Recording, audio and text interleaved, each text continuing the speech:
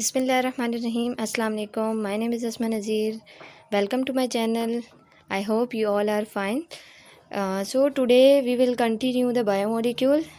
कल जो हमने किया था उसमें हमने प्रोटीन कार्बोहाइड्रेट्स के बारे में डिस्कस किया था। हम लिपिड और जो एंजाइम हमारा रिमेनिंग बायोमोलिक्यूल्स हैं उनके बारे में डिस्कस करेंगे। तो लिपिड क्या है? Lipid is derive from a lipos, यानी लिपोज वर्ड से ये डिराइव हुआ है और लिपोज का मतलब होता है फेट, ठीक है। इसीलिए लिपिड और फेट जो है वो हम लिपिड को फेट भी कह सकते हैं। इसके अलावा जो लिपिड है वो 3 कंपाउंड से बनता है। एक है फैटी एसिड, दूसरे हैं एस्टेरॉइड्स और तीसरे जो हैं वो हमारे पास है ग्लाइसरॉल, ठीक है। Sterol and glycerol, fatty acid, sterol, glycerol, ये 3 कंपाउंड जो हैं वो कंबाइन होते हैं कंपोनेंट्स और ये बनाते हैं एक लिपिड और फेट। इसके अलावा it is derive group of organic molecule, यानी ऑर्गेनिक ग्रुप मॉलिक्यूल का ही एक डिराइव ग्रुप होता है that are hydrophobic in nature, ठीक है। ये आपने याद रखना है, यानी ये इनसॉल्युबल होगा वाटर में। क्यों? क्योंकि ये हाइड्रोफोबिक है। Hydro mean water and phobic mean hating, यानी वाटर को हेट करने वाला है। ये इनसॉल्युबल होगा, वाटर में सॉल्युबल नहीं होगा, जबकि प्रोटीन जो होती हैं वो सॉल्युबल होती हैं, सॉरी कार्बोहाइड्रेट्स। इसके अलावा जो अगला है वो है play a vital role in the biological process, यानी ये जो बायोलॉजिकल प्रोसेस होते हैं उनमें ये इंपॉर्टेंट रोल प्ले करता है।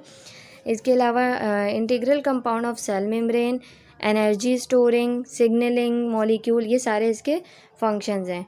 अब हम थोड़े से इसके करैक्टरिस्टिक देख लेते हैं। इसके करैक्टरिस्टिक क्या हैं? नंबर 1 इन्होंने कहा है कि heterogeneous group of substance. Heterogeneous मतलब हेट्रो मीन होता है डिफरेंट, तो मैंने अभी ऊपर आपको बताया था कि ये 3 डिफरेंट कंपाउंड की कॉम्बिनेशन से बनता है, तो ये हेट्रोजीनियस ग्रुप होता है और सब्सटेंस का। इसके अलावा ये इनसॉल्युबल होता है वाटर में, ये भी हम पढ़ चुके हैं। क्यों? क्योंकि ये हाइड्रोफोबिक इन नेचर होता है और ये सॉल्युबल होता है ऑर्गेनिक सब्सटेंस में, लाइक अल्कोहल वगैरह में। और पुअर कंडक्टर होता है हीट का और इलेक्ट्रिसिटी का, ठीक है, यानी इसमें से इलेक्ट्रिसिटी और हीट जो है वो पास नहीं हो सकती। पार्ट ऑफ ह्यूमन डाइट, और ये ह्यूमन डाइट का भी पार्ट है। इसके अलावा कैरेक्टर के बाद हम पढ़ते हैं इसकी क्लासिफिकेशन। क्लासिफिकेशन में क्या है कि 4 टाइप, इसकी क्लासिफिकेशन में 4 टाइप्स आ जाती हैं। नंबर 1 है हमारे पास सिंपल लिपिड, नंबर 2 है कंपाउंड है, नंबर 3 है डिराइव और नंबर 4 है वैक्स। जिस तरह हमने प्रोटीन की सिंपल, कंपाउंड और डिराइव पढ़ी थी, लेकिन इसमें वैक्सेस जो है वो एक 4 टाइप आ जाती है। जो सिंपल प्रोटीन होती है वो कंपोज्ड ऑफ ग्लाइसरोल, ये ग्लाइसरोल की बनी होती है, ठीक है। और जो कंपाउंड है वो क्या है कि composed of glycerol, 2 fatty acid, sorry यहाँ पे पीछे थोड़ा सा मैंने आधा पढ़ दिया, उसको मैं कंप्लीट करती हूँ कि जो सिंपल प्रोटीन लिपिड होती है वो कंपोज्ड होती है ग्लाइसरोल एंड 3 फैटी एसिड की चेन से, यानी एक ग्लाइसरोल और 3 फैटी एसिड मिलकर बनाते हैं सिंपल प्रोटीन, सिंपल लिपिड। जबकि जो कंपाउंड है उसमें क्या होता है, it is composed of glycerol and 2 fatty acid, यानी 2 fatty acid and a phosphate group, इसमें एक फॉस्फेट ग्रुप भी अटैच होता है। ये डिफरेंस है इन दोनों का। और डेराइव जो होती हैं वो जिस तरह हमने प्रोटीन में ही पढ़ा था कि सिंपल और कंपाउंड प्रोटीन को जब हीट आउट किया जाता है, रिएक्ट करवाया जाता है, उससे हमें डेराइव प्रोटीन मिलती है।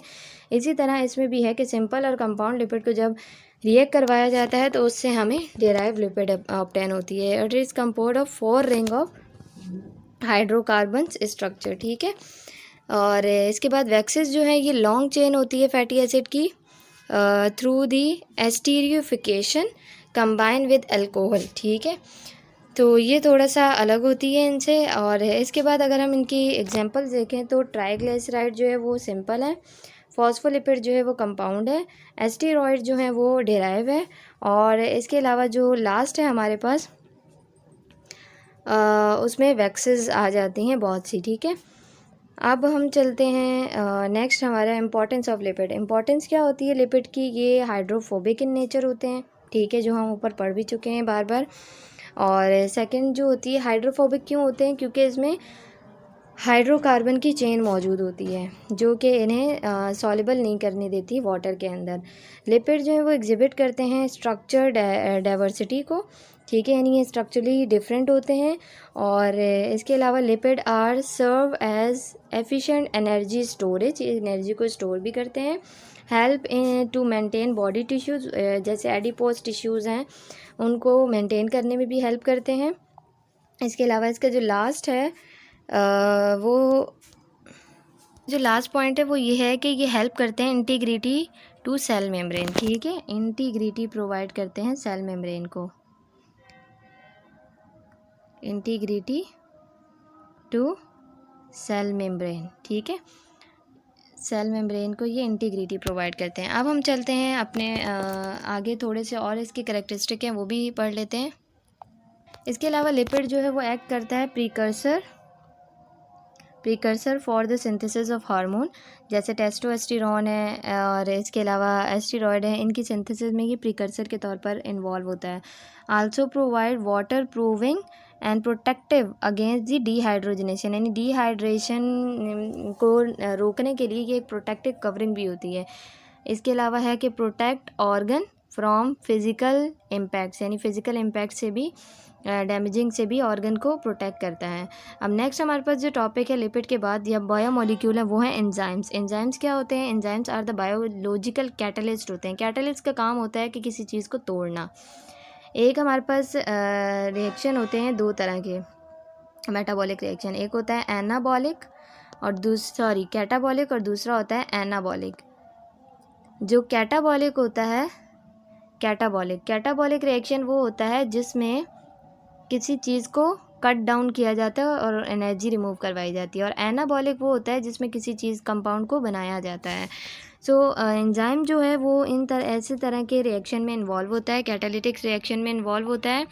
इसके अलावा जो है ये रिड्यूस करता है एक्टिवेशन एनर्जी को और एक्सेलरेट करता है केमिकल रिएक्शन को, यानी हमारी बॉडी में जितने भी केमिकल रिएक्शन होते हैं उनमें ये एक्टिवेशन एनर्जी को रिड्यूस करके केमिकल रिएक्शन को तेज़ करने की कोशिश करता है। इसमें अब हम पढ़ते हैं स्ट्रक्चर ऑफ एंजाइम्स के बारे में कि जो स्ट्रक्चर है वो कैसा होता है। इसमें एक नॉन प्रोटीनियस पार्ट होता है जिसे हम कोफैक्टर कहते हैं। ठीक है, और सेकंड इसमें क्या है कि कोफैक्टर का डीअटैचेबल जो कोफैक्टर्स होते हैं, यानी जो अटैच नहीं होते हैं एंजाइम के साथ, उसको हम कहते हैं एक्टिवेटर। और जो नॉन डिटेचेबल होते हैं कोफैक्टर के साथ, उनको हम कहते हैं प्रोस्थेटिक ग्रुप। यानी दो तरह के कोफैक्टर होते हैं, एक जो है वो डीअटैचेबल होते हैं और दूसरे जो हैं वो नॉन डीअटैचेबल होते हैं। जो डीअटैचेबल होते हैं वो एक्टिवेटर होते हैं और नॉन डीअटैचेबल जो है वो प्रोस्थेटिक ग्रुप होते हैं। इसके अलावा नेक्स्ट जो इसके स्ट्रक्चर में आता है वो है कि लूजली अटैच, अगर कोई कंपाउंड जो है वो लूजली एंजाइम जो है वो अटैच होता है उसको हम कहते हैं को एंजाइम। और एंजाइम विदाउट कोफैक्टर, अगर एंजाइम के पास कोई कोफैक्टर नहीं होगा तो उसको हम कहते हैं एपो एंजाइम। और नेक्स्ट जो इसमें है कि एंजाइम विद कोफैक्टर, उसको हम कहते हैं होलो एंजाइम। यानी एपो एंजाइम वो होंगे जिनमें कोफैक्टर्स होंगे और होलो एंजाइम वो होंगे जिनमें कोफैक्टर्स नहीं हैं। जबकि substance with enzyme act called substrate, यानी जो सब्सटेंस एंजाइम के साथ एक्ट करता है और एंजाइम की एक्टिविटी को, एंजाइम को एक्टिव बना देता है काम के लिए, तो उसे हम कहते हैं substrate. Enzyme have a specific reason called active site. तो अब हम आगे इसके मॉडल भी पढ़ लेते हैं। सबसे पहला जो है, वैसे मैं यहाँ पे आपको बता भी दूँ कि एक अगर मैं एंजाइम बनाऊँ इस तरह का, तो इसमें ये जो साइड होती है ये एक्टिव साइड होती है। ठीक है, इसको एक्टिव साइड क्यों कहते हैं? क्योंकि यहाँ पर एक स्पेसिफिक जो हमारा सबस्ट्रेट है, सबस्ट्रेट वो होता है जो आकर यहाँ पे बाइंड होता है और बाइंड होने के बाद एंजाइम को एक्टिव कर देता है। जैसे अगर मैं यहाँ पर सबस्ट्रेट को इसके साथ अटैच कर दूँ तो ये इस तरह करके सबस्ट्रेट आकर इस पर अटैच होता है और ये एंजाइम एक्टिव हो जाता है। सो ये सबस्ट्रेट है, ये इसकी एक्टिव साइड है। जैसे ही सबस्ट्रेट आकर एंजाइम की एक्टिव साइड पे अटैक करता है तो एंजाइम जो है वो एक्टिवेट हो जाता है। इसके बाद दो तरह के मॉडल जो है वो पेश किए गए थे। नंबर फर्स्ट में जो आ जाता है वो है लॉक एंड की मॉडल और दूसरा जो है वो इंड्यूस फिट मॉडल है। लॉक एंड की मॉडल जिस तरह ताले और चाबी का सिस्टम होता है, उसी तरह उन्होंने कहा कि एंजाइम जो है वो वर्क करता है लॉक एंड की मॉडल के थ्रू। इन्होंने कहा कि एंजाइम का एक स्पेसिफिक जो ये साइड होती है, यानी वो स्पेसिफिक होगी। जैसे अगर इस तरह का एंजाइम है तो इसके साथ जो सबस्ट्रेट आकर लगेगा वो भी इसी की शेप का होना चाहिए, ऐसे। ठीक है, यानी ये कभी भी अपनी ये एक्टिव साइट जो है वो चेंज नहीं करेगी, बल्कि ऐसी ही रहेगी। और इसका जो सबस्ट्रेट है वो स्पेसिफिकली आकर इस पर अटैच होगा। जैसे एक ताले के लिए एक स्पेसिफिक की होती है, उसी तरह एक एंजाइम के लिए एक स्पेसिफिक सबस्ट्रेट होता है। जबकि जो इंड्यूस फिट मॉडल है उसमें ये कहा गया है these are the conformational change, यानी there are the conformational change occurs in the active side of enzyme, यानी यहाँ पर जो enzyme की एक्टिव साइड होती है, जैसे अगर मैं इस तरह बनाऊँ एक एंजाइम जिसकी एक्टिव साइड जो है वो वी शेप है, लेकिन जो सबस्ट्रेट है वो राउंडेड है, सर्कुलर है। तो अब इस सबस्ट्रेट को यहाँ पर तो अटैच हो नहीं सकता ये, तो इंड्यूस फिट मॉडल के ज़रिए साइंटिस्ट ने ये कहा कि ये मॉडल ठीक है। क्यों? क्योंकि जो एंजाइम है वो अपनी एक्टिव साइट को सबस्ट्रेट के मुताबिक चेंज कर सकते हैं, यानी जैसा सबस्ट्रेट होगा वैसे ही ये अपनी एक्टिव साइट बना लेंगे और सबस्ट्रेट आकर अटैच हो गया। लेकिन ये मॉडल जो है वो रिजेक्ट कर दिया गया था, क्योंकि ऐसा नहीं होता। ठीक है, एंजाइम जो वो अपनी जो एक्टिव साइड है उसको चेंज नहीं करता।